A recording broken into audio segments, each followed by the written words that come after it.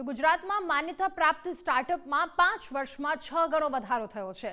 રાજ્યસભામાં પરિમલ નાથવાણી દ્વારા સ્ટાર્ટઅપ્સને લઈને સવાલ કરવામાં આવ્યો હતો। તેના જવાબમાં વેપાર અને ઉદ્યોગ રાજ્યમંત્રી ઓમ પ્રકાશ દ્વારા આ માહિતી આપવામાં આવી।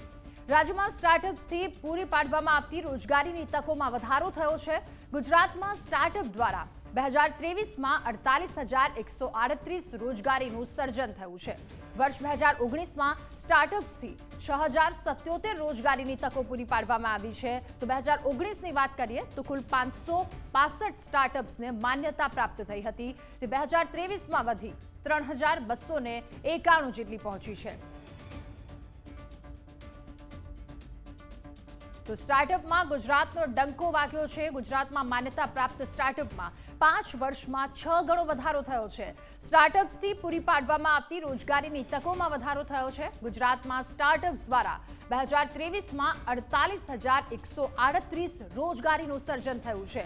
2019ની વાત કરીએ તો સ્ટાર્ટઅપ્સથી 6,077 રોજગારીની તકો પૂરી પાડવામાં આવી છે અને આ તરફ 2019માં 565 સ્ટાર્ટઅપ્સને માન્યતા પ્રાપ્ત થઈ છે। તો 2023માં આંકડો વધી 3,291 સ્ટાર્ટઅપ્સને માન્યતા પ્રાપ્ત થઈ છે। આ તમામ વિગતો સામે આવી છે, એટલે સ્ટાર્ટઅપમાં ગુજરાતનો ડંકો આપ જોઈ શકો છો કેટલી માન્યતા પ્રાપ્ત થઈ છે। 5 વર્ષમાં 6 ગણો વધારો થયો છે। રાજ્યસભામાં પરિમલ નાથવાણી દ્વારા સ્ટાર્ટઅપ્સને લઈને સવાલ કરવામાં આવ્યો હતો અને તેના જવાબમાં વેપાર અને ઉદ્યોગ રાજ્યમંત્રી સોમ પ્રકાશ દ્વારા માહિતી આપવામાં આવી। રાજ્યમાં સ્ટાર્ટઅપ્સથી પૂરી પાડવામાં આવતી રોજગારીની તકોમાં ઘણો વધારો થયો છે। ગુજરાતમાં સ્ટાર્ટઅપ્સ દ્વારા 2023માં 48,138 જેટલી રોજગારીનું સર્જન થયું છે। લોકોને રોજગારી પૂરી પાડવામાં આવી છે। આંકડો 48,000થી વધારે છે।